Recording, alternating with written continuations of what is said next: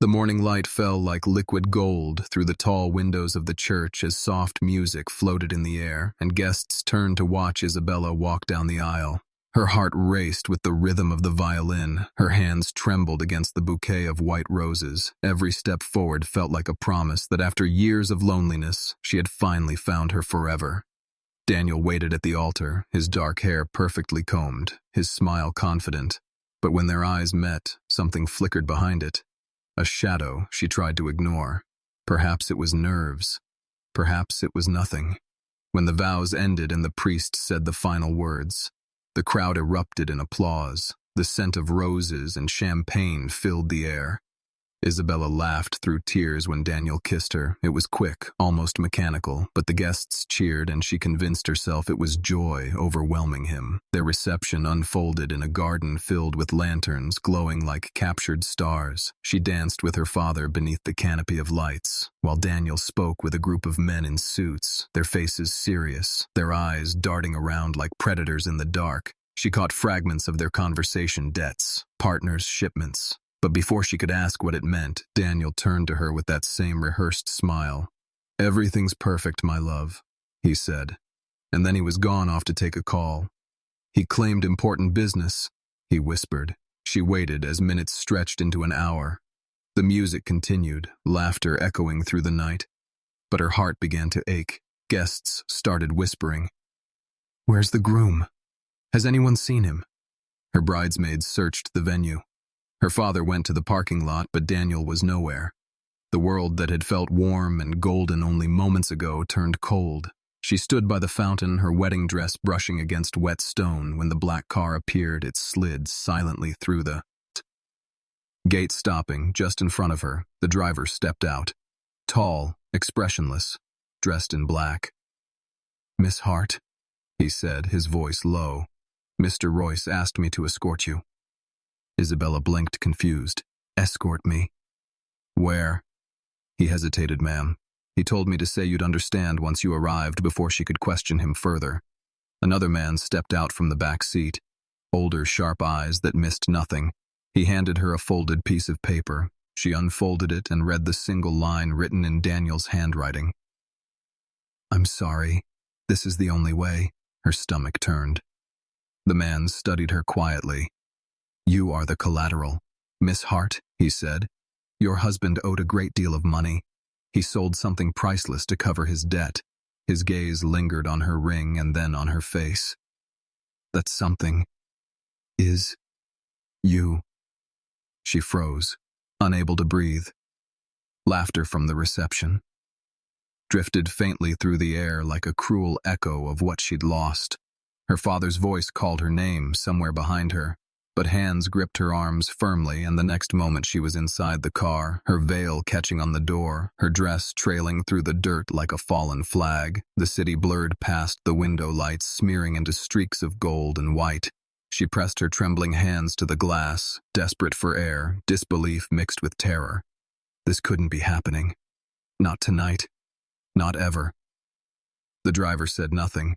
Only the steady hum of the engine filled the silence until the car slowed before a towering skyscraper of glass and steel, the kind she had seen only in magazines. The man in black opened her door. "Welcome to your new home, Miss Hart," he said. She stumbled out, heels sinking into the pavement, her wedding gown heavy with dust.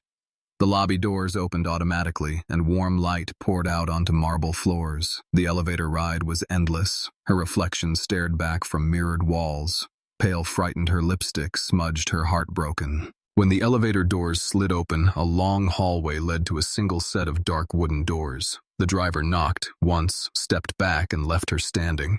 There alone, her hands shook as the doors opened and a man appeared, framed by soft light from inside.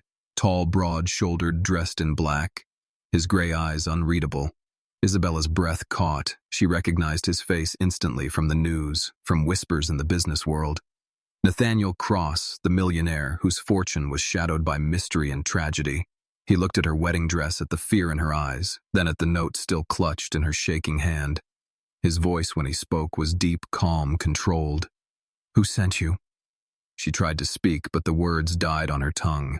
She realized then she hadn't been abandoned to nothing. She had been sold to him, and she had no idea why the night wind howled across the city as Isabella stood frozen in the doorway, her wedding gown torn at the hem, her eyes locked on the man before her.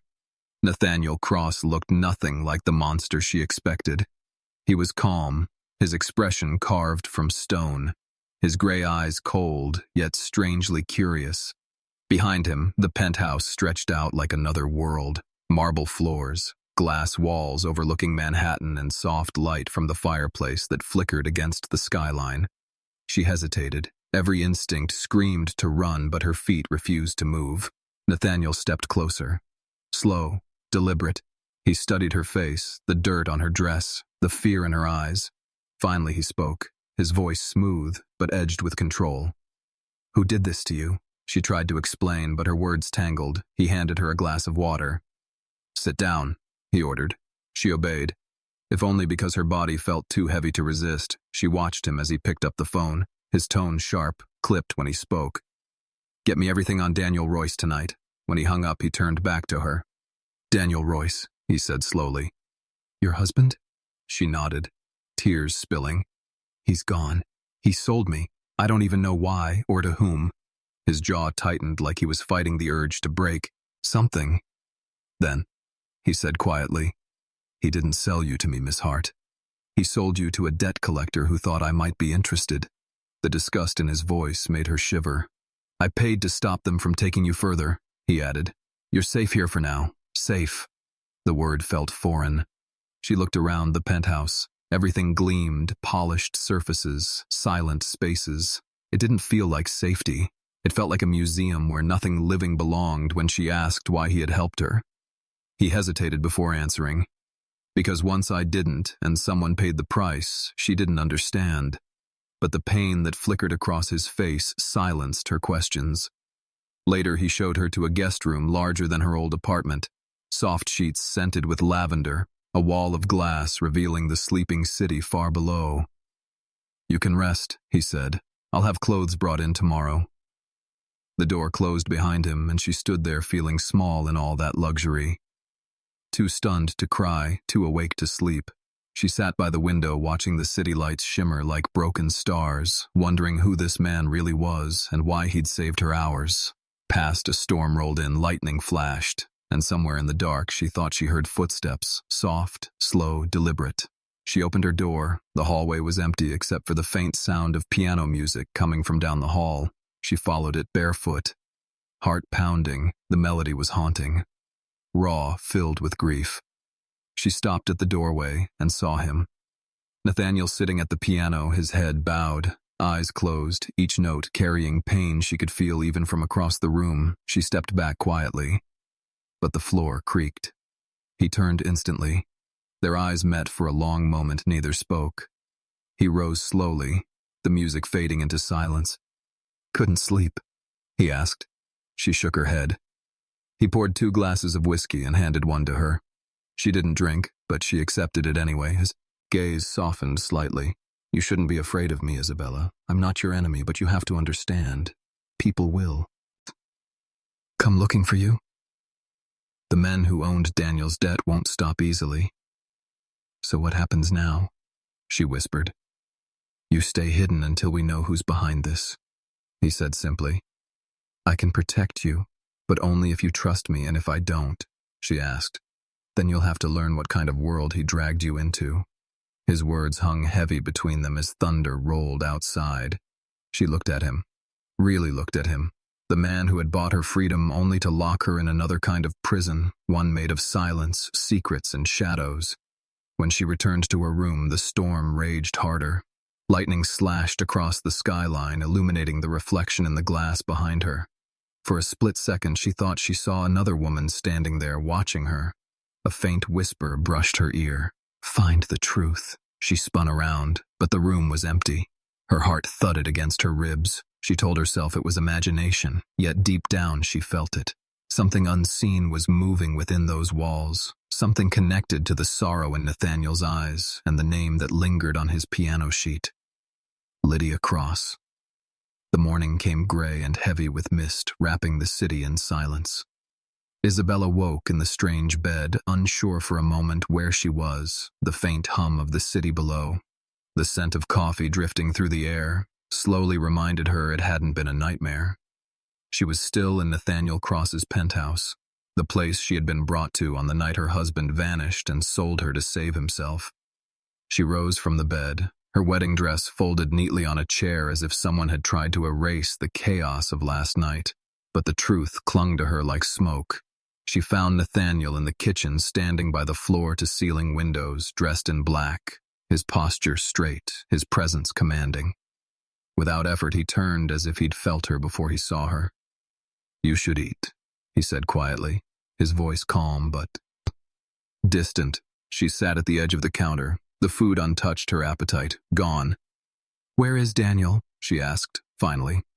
His jaw tightened. "He's gone for now. My people are looking for him." "You mean your investigators?" she said. "Yes, and others," he replied. She studied him, his movements precise, his tone unreadable. "Who are you really?" she whispered. "Someone who's seen what men like Daniel can do. Someone who learned too late that money can't buy back the lives it destroys," he said. Nothing more, but the pain that flickered through his expression made her heart ache. The hours dragged as she explored the penthouse, the walls filled with art, but not the kind she expected, dark, haunting paintings that seemed to pulse with emotion. She stopped before one. It showed a woman dancing in shadows, her face half turned as if about to vanish from sight. The name beneath the frame, Lydia Cross. Her breath caught Lydia, his wife, the one the world said had died years ago. She remembered reading about it, an accident that had destroyed him, but the painting felt too alive, too personal, too recent. When she turned, she found him watching her from the doorway. "That was Lydia, wasn't it?" she asked. "Yes," he said softly. "My wife, she died in a fire a long time ago." But his voice faltered, and for the first time she heard doubt in it. "Did she?" He didn't answer. Instead, he walked to the window, looking out over the skyline. "Sometimes I think she still walks through this place," he said, like a ghost that refuses to leave. That night, as rain began to fall, Isabella lay awake, the sound of thunder echoing through the glass walls. She heard faint footsteps.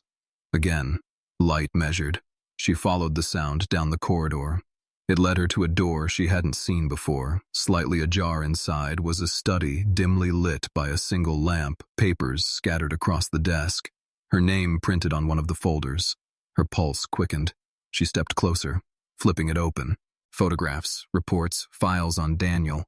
His debts, his movements, and her life. Her childhood, her parents, her teaching job, every detail written in cold precision. She didn't hear him enter until his voice cut through the silence. "That's private." She turned, her hands trembling. "You've been watching me long before the wedding, haven't you?" His face stayed calm, but his eyes revealed something raw. "I started looking into Daniel months ago. He was tied to people who've been hunting women for years. I needed to know if you were safe or part of it. When I realized what he was planning, it was too late to stop the sale, only to intercept it." "So you bought me," she whispered. "To protect you," he corrected. But she could see the truth in his eyes. He had known about her. He had prepared for this night before she had even put on her dress. Anger and fear tangled inside her. "You had no right to decide my fate." "I didn't," he said quietly, "but I couldn't let history repeat itself." His voice broke on the last word, and she suddenly saw him not as a savior or a monster, but as a man drowning in guilt. The storm outside grew louder, lightning flooding the room with white light.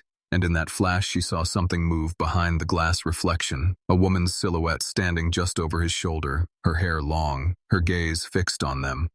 When the light faded, the reflection was gone. Nathaniel saw her expression change. "What is it?" he asked. She shook her head, but her voice was barely a whisper.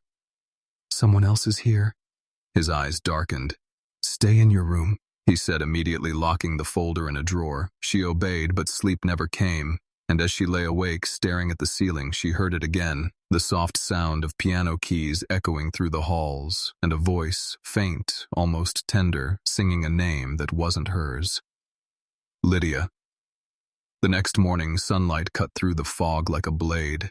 The city below glimmered with restless motion, but the penthouse remained unnervingly still. Isabella sat at the table, untouched breakfast growing cold across from her. Nathaniel read through reports, his expression unreadable. The silence between them had weight. It pressed against the air until finally she spoke. "I heard music again last night." He didn't look up. "I don't play at night anymore." "Then who does?" she asked. He paused, just a fraction too long before answering. Sometimes the past echoes through this place. Ignore it. She wanted to believe him, but she couldn't. The sound had been real, too clear, too deliberate. She decided to stay alert when he left for a meeting. She began exploring again deeper into the penthouse. She found a narrow staircase she hadn't noticed before, hidden behind a wall panel. It led to the lower floor. The air was cooler, there heavier. She followed the faint hum of machinery until she reached a locked steel door. Faint light leaked through its edges. Curiosity pushed her closer. She pressed her ear against it and froze. Voices drifted from the other side, male, low, calm, precise, and one unmistakably hers. She caught fragments, her name, Daniel, and something that chilled her, asset-safe location. Unknown. She stepped back, heart pounding. She tried the handle locked, then hurried upstairs. The door behind her clicked softly like someone closing it from the inside. That evening, Nathaniel returned, his shirt sleeves rolled up, the rain from outside clinging to his hair.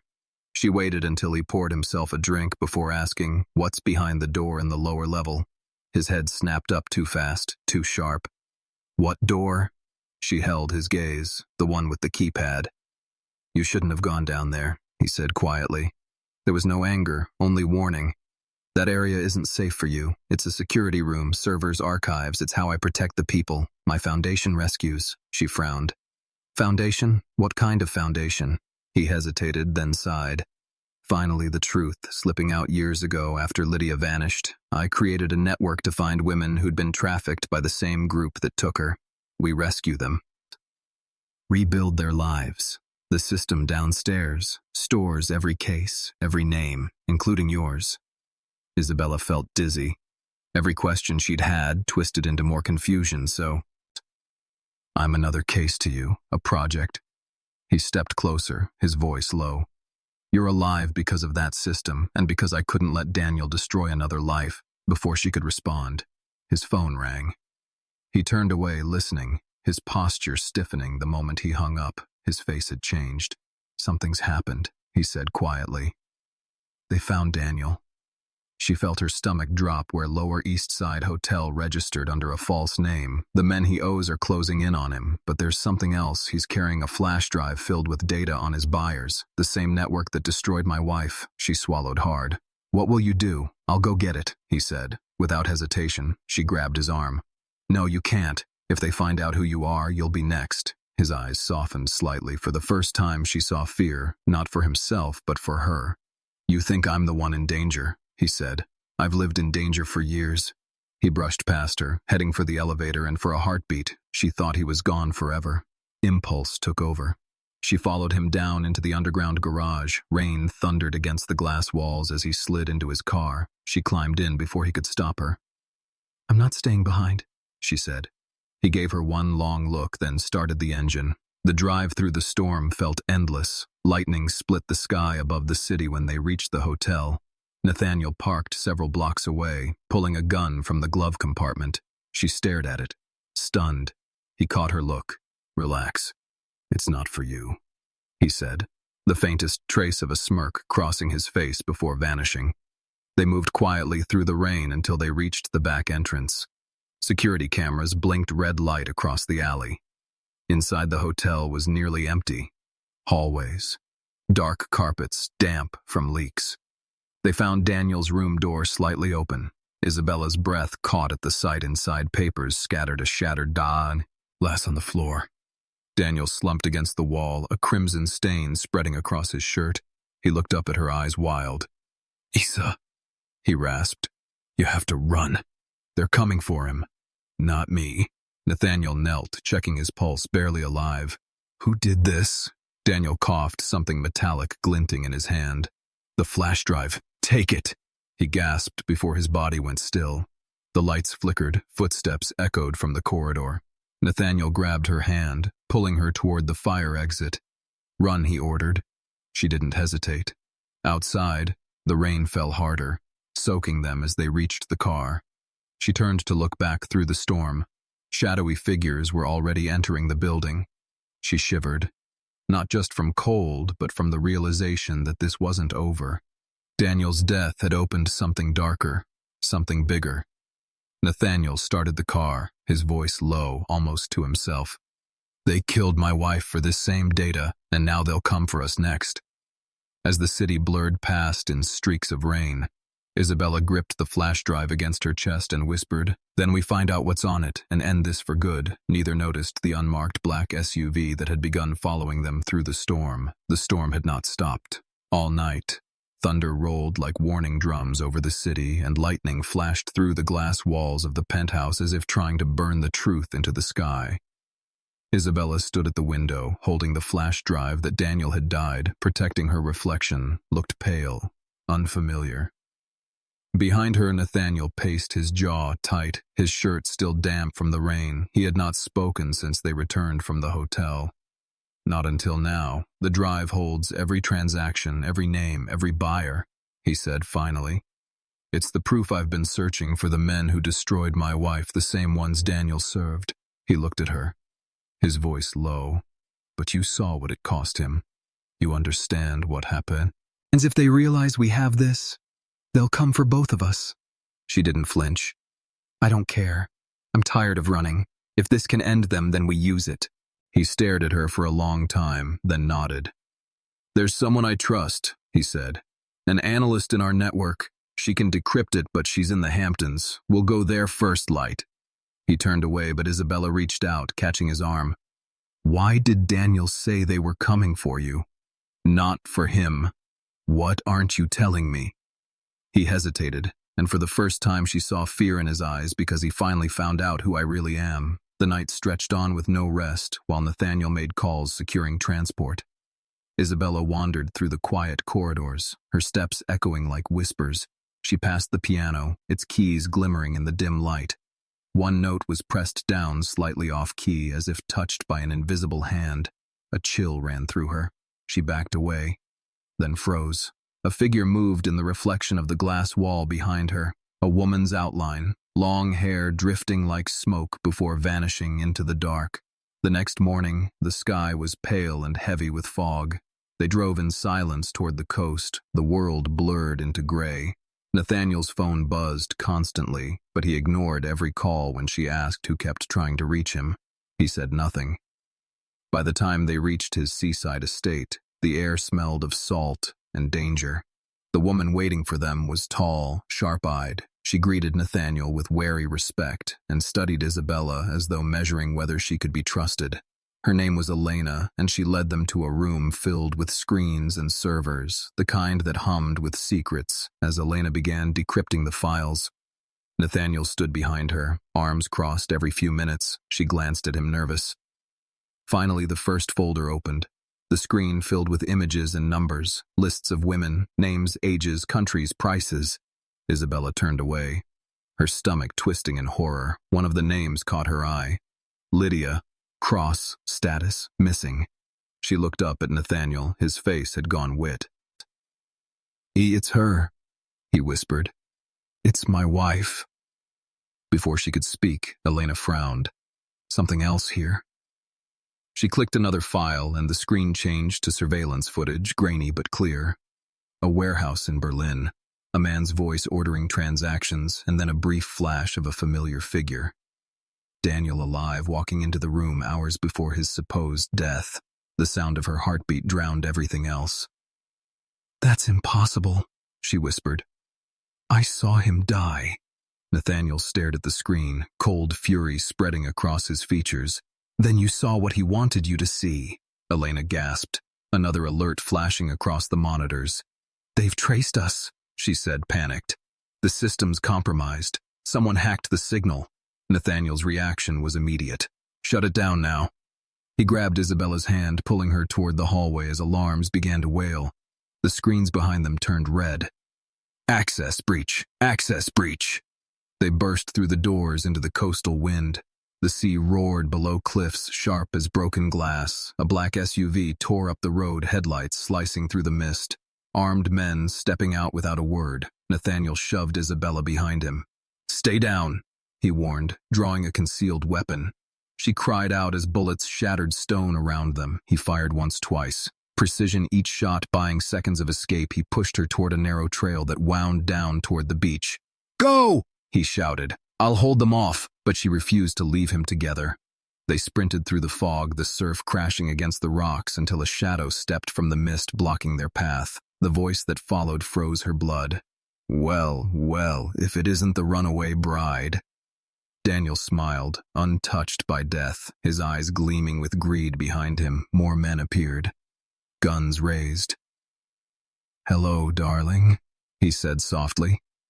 "Did you really think you were free of me?" She couldn't breathe, couldn't move. But Nathaniel stepped in front of her, his voice calm but deadly. "If you touch her again, I will end you." Daniel only laughed. "I'm not here for her this time," he said, raising his gun. "I'm here for what she's holding, and maybe for the pleasure of watching you finally lose someone again." The fog swallowed the sound of the first shot. The seagulls screamed overhead, and the sea kept crashing as the world shattered into chaos. The gunfire echoed across the cliffs, the sound sharp and endless. Isabella dropped to the ground as Nathaniel pulled her behind a jagged rock. Bullets tore through the air, sending shards of stone flying around them. The fog was thick, but she could make out Daniel's figure moving closer. His grin twisted with greed and madness. Nathaniel leaned close, his voice calm despite the chaos. "When I tell you, run toward the ridge," she shook her head, terrified. "I'm not leaving you." He met her eyes, steady and unyielding. "This isn't a request." Before she could argue, he moved lightning fast, firing 2 precise shots. One hit the tire of Daniel's SUV, the other shattered a man's weapon. The attackers scattered into the mist. Nathaniel grabbed her hand, pulling her toward the cliff path. They ran until the roar of the ocean drowned the gunfire. Her lungs burned, her dress torn by the wind. When they reached a small cave hidden between rocks, he pushed her inside. "Stay low. Keep quiet." She could barely catch her breath. "Who are these men? What do they want from us?" He looked at her eyes, dark. "They want? What's on that flash drive? It's not just evidence. It's a map to everything they've built and destroyed." She stared at him, realization dawning. "You've known them all along, haven't you?" He hesitated too long. She pressed harder. "Nathaniel, tell me the truth." His shoulders tensed. "Finally," he said, "years ago, before the foundation, I was part of a company that funded international art trade deals. It was a cover for trafficking networks.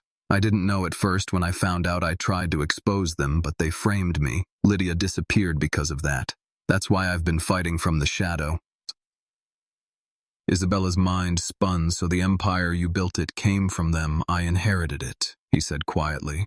"And I've been using their money to destroy them from within." Daniel worked for the same people. He never realized I was the one dismantling his bosses. He paused, looking away. "I think Lydia might have been alive longer than I thought, maybe even working for them. Unwillingly." She reached for his hand gently. "You've been carrying this guilt alone for too long." His jaw clenched. "You shouldn't have been dragged into this. None of this was supposed to touch you." Their silence was broken by the faint sound of footsteps outside, muffled voices echoing through the fog. Nathaniel glanced toward the entrance. "Stay here," he whispered, and slipped out before she could stop him. She waited, listening, heart racing. Seconds felt like hours. Then a scream tore through the air. She rushed out, ignoring his warning through the haze. She saw Nathaniel fighting 2 men near the water, his strength fierce, but they outnumbered him. She grabbed a piece of driftwood and struck the nearest attacker from behind. The man fell, another lunged. She swung again, wild, desperate, until Nathaniel pulled her back, his arm around her waist. "You shouldn't have come out here," she whispered. "Neither should you." They stumbled up the rocky path and into the trees, breathless, soaked in rain. Nathaniel stopped, leaning against a tree, blood seeping through his sleeve. She tore a strip from her dress, pressing it against the wound. "You're hurt." He shook his head. "We need to keep moving. The safe house is close." He stumbled and she caught him, half dragging, half guiding him until they reached a secluded cabin tucked among the pines. He collapsed onto the couch as she locked the door behind them. The place smelled of wood smoke and salt. A fireplace, unlit dust thick on every surface. She lit the fire and turned to find Nathaniel watching her through half-lidded eye. "Yes, you saved me," he murmured. "No," she said fiercely. "We saved each other." She cleaned his wound as best she could, her hands trembling when she was done. He reached for her fingers, catching them gently, his voice low. "I thought I'd lost everything when Lydia disappeared, but when I saw you, I felt something I hadn't in years. Hope." She wanted to speak, but her throat tightened. Outside, the storm grew louder. Lightning flashed through the window, illuminating a figure standing at the edge of the trees. Her breath caught. Nathaniel followed her gaze, but by the time he looked, the figure was gone. She whispered, "I saw someone outside." He stood slowly, ignoring the pain. "That's impossible. No one knows this place." But even as he said it, both of them heard the unmistakable sound of footsteps on the porch. The door handle turned slowly. Nathaniel raised his gun. The door creaked open, revealing a silhouette dripping with rain and shadows. A woman's voice broke the silence, calm, haunting. "You're both in danger." She stepped into the firelight, her face pale, eyes wide, filled with pain and memory. Nathaniel's gun slipped from his hand as the name left his lips. "Lydia." She stood trembling at the threshold, very much alive, and whispered, "You have no idea what you've started." The firelight flickered across the cabin walls as the name hung between them. Lydia. Nathaniel's voice cracked, disbelief tearing through the air. Isabella froze. Every story, every photo she had seen of the dead wife was standing now before them, drenched in rain, her eyes hollow with exhaustion, but alive. Nathaniel stepped closer, his hands shaking. "How are you here? Where have you been?" Lydia's lips trembled. "I escaped, but not alone. They let me go because they wanted me to deliver a message." Isabella's pulse raced. "Who are they?" Lydia turned her haunted gaze toward her. "You shouldn't be here. You've been marked, both of you.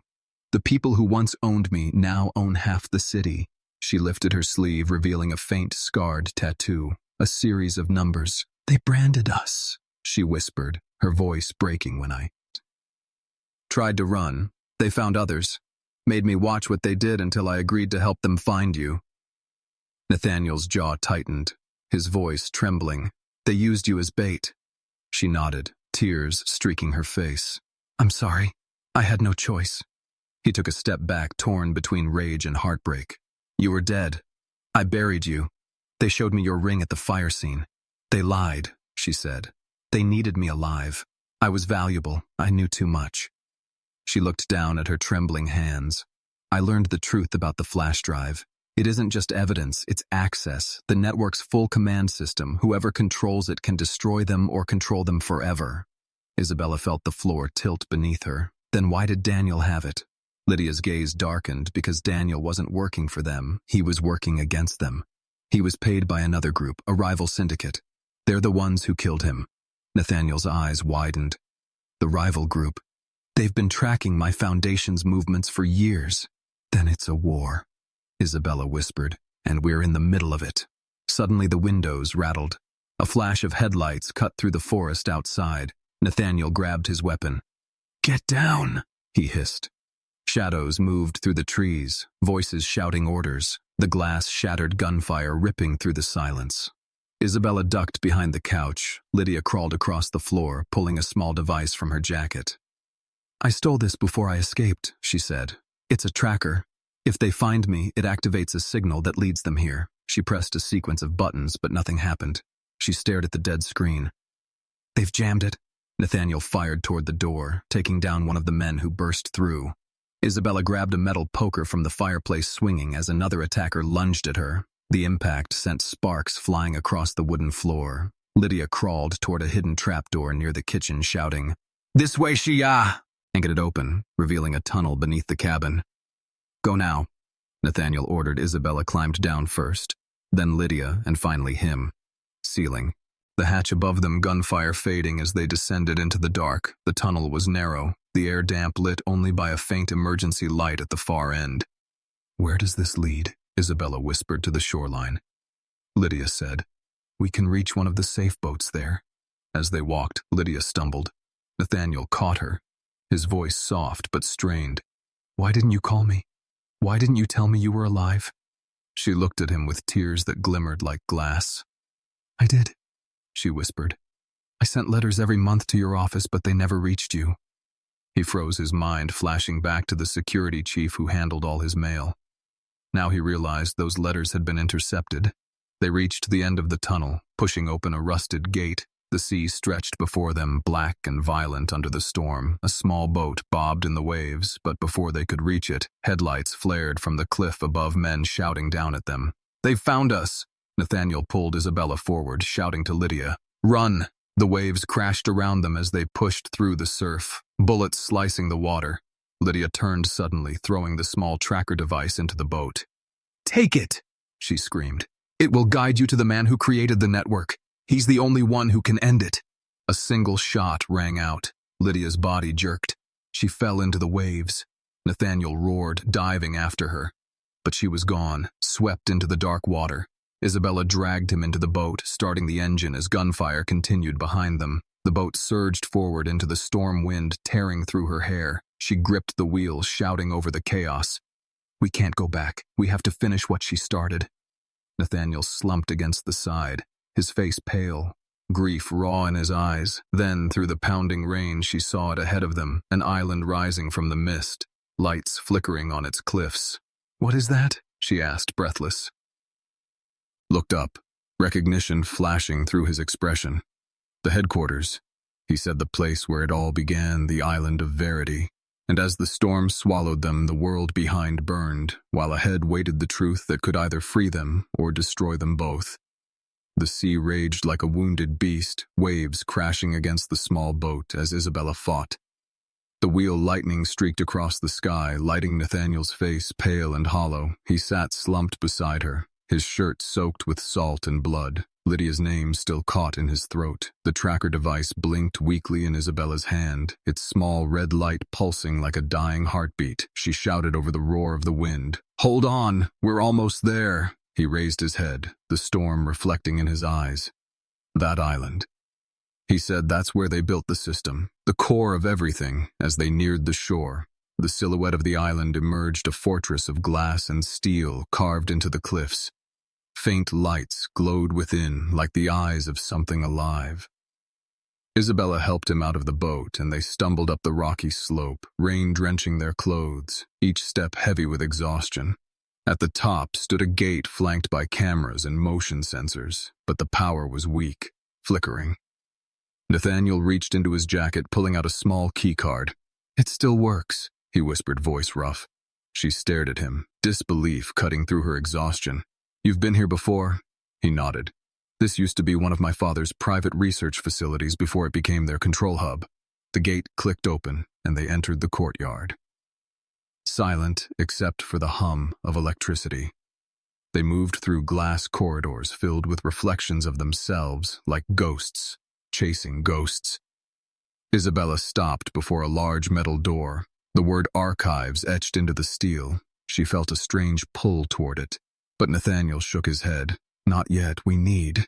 "To reach the command room," he said. "That's where the system is. We can't destroy them unless we take control first." Inside the command center, screens covered the walls, maps of trade routes, coded files streaming across glowing displays. In the center stood a console with biometric scanners. Nathaniel pressed his hand against it. The lights flared alive. The voice that followed was mechanical, smooth. "Welcome back, Nathaniel Cross. Authorization reactivated." He froze for a moment, staring at the screen, his voice barely a whisper. "I thought I erased my access years ago." Isabella frowned. "Maybe someone wanted you to find this place." Then the screens shifted. The image of a man appeared, cold gray, suited eyes sharp and calculating. Nathaniel's breath caught father. The voice on the screen was calm, clinical. I knew one day you'd come back chasing ghosts. You always do. Lydia was an unfortunate consequence of your rebellion. She learned too much. Isabella stepped forward, fury burning in her chest. You killed her. The man smiled. Not yet, he said. She's alive somewhere out there because I needed leverage. Nathaniel's hands clenched. What do you want? I already have it. The man said. You brought me the key. The flash drive. Isabella's heart sank. The blinking tracker in her hand stopped suddenly, turning blue. The island lights brightened. Alarms began to blare around them. Nathaniel shouted, Throw it away! She hurled the device across the room. It exploded in a burst of sparks. The screens went black for a moment, then flickered back on, showing live feeds of security teams approaching from every direction. They're here, Nathaniel said. We need to shut it all down. He pulled her toward the console, searching the codes. Lydia mentioned the core access file. Find it. She started typing, her fingers shaking until the name appeared. Lydia Cross Protocol. Nathaniel hit enter. The screens dimmed, replaced by a video. Lydia's face appeared pale, determined, her voice trembling. If you're watching this, then I failed, she said. But maybe you can finish it. The only way to end them is to destroy the source burn. Don't try to save me. Don't try to save what's left of this place. You can't rebuild something born in corruption. Her image froze, then vanished. The system began to count down, 30 seconds to data purge. Sirens wailed, red lights flashing around them. Nathaniel turned to Isabella, his expression torn. If we stay, we die. If we leave, it all survives. She looked at him, steady eyes filled with fire. Then we stay together. The floor shook as the purge sequence triggered explosions echoing through the corridors. Flames licked the walls. The sound of collapse thundered around them. He grabbed her hand, pulling her through falling debris toward the exit. But part of the ceiling crashed between them. Smoke filled the air. She coughed, shouting his name. Nathaniel! She saw him on the other side, struggling to push through, but the fire rose higher. Go! He yelled. You have to go! No! She screamed back. I won't! He threw his arm through the flames. Their hands touched for a heartbeat before another explosion hurled her backward. Everything went white. When she woke, she was lying on the beach, dawn breaking over the horizon, the island behind her, burning columns of smoke rising into the pale sky. She tried to stand, her body aching. She turned, searching, calling his name. There was no answer, only the waves and the wind. She fell to her knees, tears mixing with salt water. The fire consumed everything until the last structure collapsed into the sea.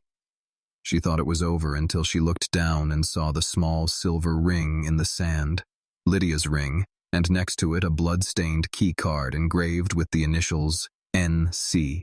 She clutched them to her chest, whispering his name, believing he was gone, but far out at sea, beneath the drifting fog, a lone figure crawled onto a rescue raft, breathing ragged alive.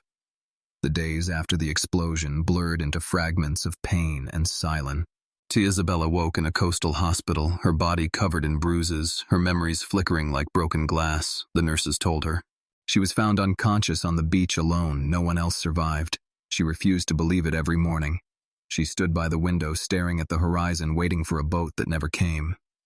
Every night she dreamed of fire and Nathaniel's voice calling her name in the smoke.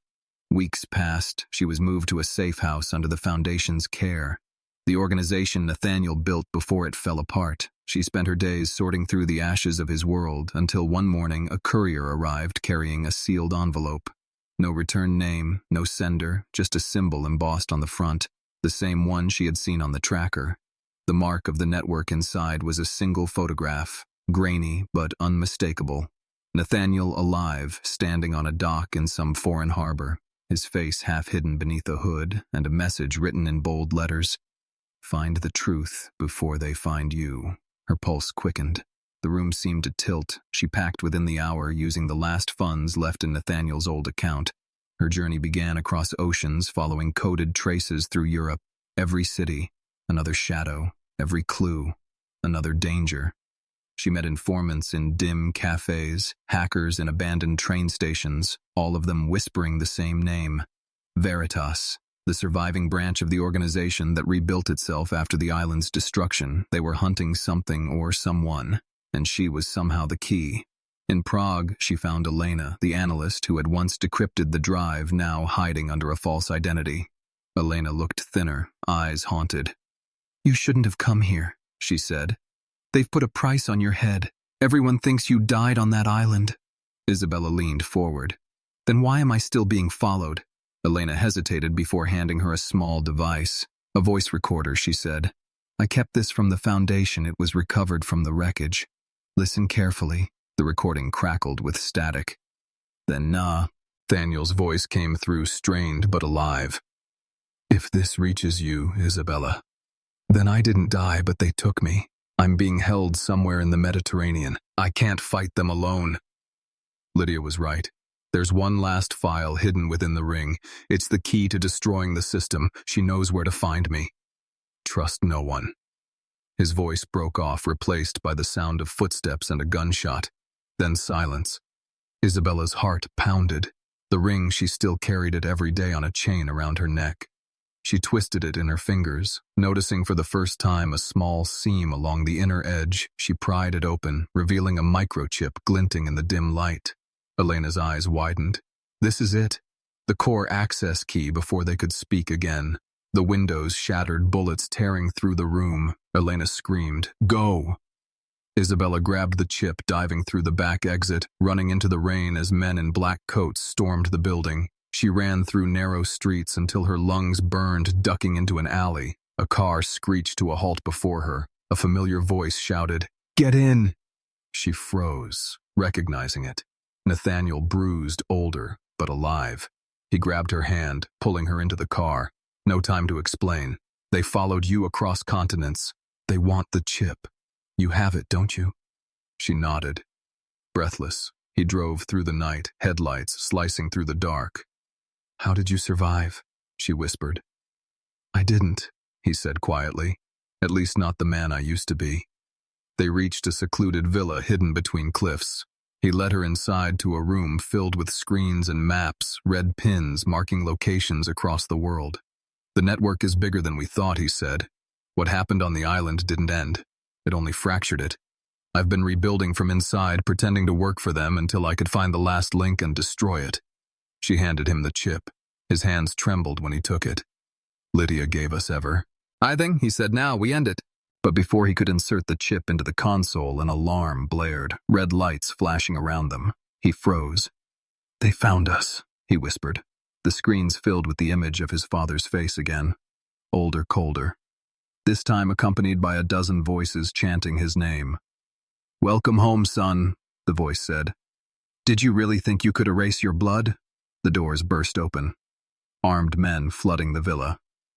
Nathaniel pulled Isabella behind the desk, shouting, "There's a tunnel beneath the floor. Go!" She refused. "I'm not leaving you again." Gunfire erupted. The walls splintered as they fought side by side. She picked up a fallen weapon, her hands steady, her aim precise. When the last attacker fell, smoke filled the air. Nathaniel turned to her, eyes fierce and soft at once. "You always find me," he said. She smiled through tears, "because you never stop needing to be found." Then the console flickered, a single line of text appearing on the screen. Override activated, and a voice that wasn't human but cold and mechanical said, "Countdown, initiated system, lockdown in 60 seconds. Nathaniel looked at her. "This is the end. Either we destroy them or we go down with them." She met his gaze, her voice steady. "Then we finish it together." They reached for the console at the same time and entered the final code. The sound of explosions thundered outside, shaking the ground as the screen went dark and the world turned white. The world was silent when Isabella woke. Only the faint hum of waves somewhere close broke the stillness. Her head throbbed, her throat burned. The last thing she remembered was the explosion, the flash of light, the way Nathaniel's hand had clung to hers through the chaos. She opened her eyes to a haze of pale morning light above her, the ceiling of a room she didn't recognize. Whitewashed walls, an open window letting in sea air.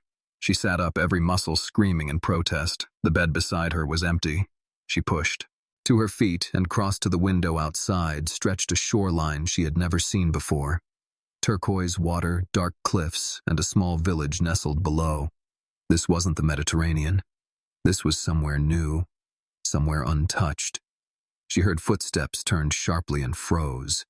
Nathaniel stood in the doorway, alive, bruised but breathing, a faint smile ghosting across his face. "You're awake." His voice broke slightly. She stared at him, disbelief flooding through her. "You were gone." He shook his head. "Not gone. Not yet." She crossed the room before she could think, threw her arms around him. The moment felt unreal after so much loss, after so much fire. He held her close, his breath rough against her hair. "I thought I'd lost you," she whispered. "Not this time," he said. The system collapsed before it could reach full detonation. We were thrown clear when the villa came down. He pulled back, his eyes dark with exhaustion. "We're ghosts now, Isabella. No one knows we survived. The world thinks the network died with us." She looked past him to the window, the sunlight reflecting off the waves. "So it's over?" she asked. His expression shifted. "Not quite peace, not quite fear, almost," he said. "They'll rebuild. They always do. But we have the key now." She frowned. The chip. It was destroyed, wasn't it? He opened his palm, and there it was, blackened around the edges, but intact. Lydia's ring fused to its surface. She had built redundancy into everything he said. I think she knew this would happen. They spent days in the quiet of that village, healing in body, if not in spirit. But peace never came easy. The nights brought dreams of fire, of the island of voices calling from the dark.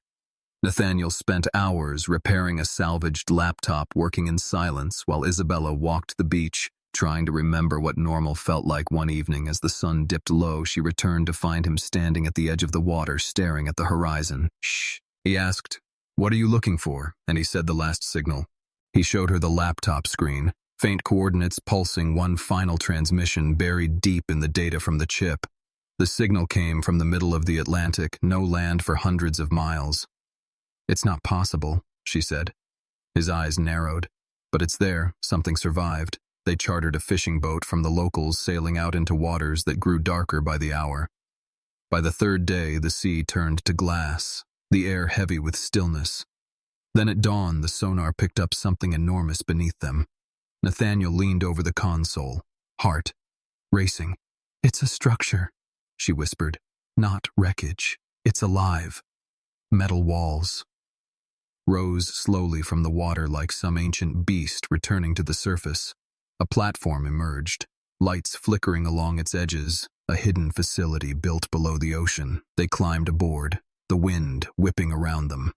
Inside, the air was cold, the corridors lined with humming servers, all still powered somehow. At the center of the chamber, a single monitor glowed, words scrolling across the screen. "Welcome back. Project Veritas. Continuation protocol active." Nathaniel stepped forward, hands shaking. "The system didn't die," he said. "It adapted." Then the lights brightened. A figure appeared on the screen. Not his father this time, but a woman, Lydia. Her face calm, her tone eerily serene. "You finished what I started," she said. "But the network isn't an organization anymore. It's an idea, and ideas can't die," Nathaniel whispered. "You're alive." Her image flickered somewhere between human and machine. "I was once," she said. "But they uploaded me before the fire. I'm part of the system now, and I've made a choice. The network will rebuild to protect, not to destroy." Isabella's voice trembled. "You turned it into something good." Lydia nodded. "The code was rewritten, every trace of corruption erased, but it needs guardians." She looked at both of them, eyes filled with quiet sadness. "You built hope out of Rue, and now it's your turn to guide it." Nathaniel reached out as if he could touch her, but the image faded, replaced by a single line of code: guardians, registered system active. The floor vibrated, the servers lighting one by one, the walls pulsing like a heartbeat. The ocean around them glowed with light patterns, spreading beneath the waves like veins of fire. Nathaniel turned to Isabella, his voice soft. She became the system itself. She saved everything. Isabella took his hand. Their reflections shimmered in the glow around them. She didn't just save us. She saved the world. They stood together on the platform as dawn broke over the ocean, golden light spilling across the endless blue. The facility sank slowly beneath the surface, disappearing back into the depths, leaving no trace but calm water. The wind was gentle, the sea reborn. Nathaniel turned to her. "What now?" She smiled, tired but free. "Now we live not as fugitives, not as ghosts, but as survivors." He reached into his jacket, pulling out the sapphire ring she had worn on her wedding day long ago. The ring that had once symbolized betrayal and loss. It caught the morning light like a fragment of the sun. He slipped it back onto her finger, not as a reminder, he said, but as a promise. She looked up into his eyes, and for the first time since her life was shattered, she felt whole again as their boat drifted toward the horizon. The ocean stretched endlessly ahead, the sky wide open behind them. The world believed they were dead, but somewhere deep beneath the waves a heartbeat pulsed, a network reborn. A guardian watching over them, and as they sailed on together, Isabella whispered into the wind, "Sometimes the only way to be free is to burn everything that held you and rise again from the ashes stronger than before."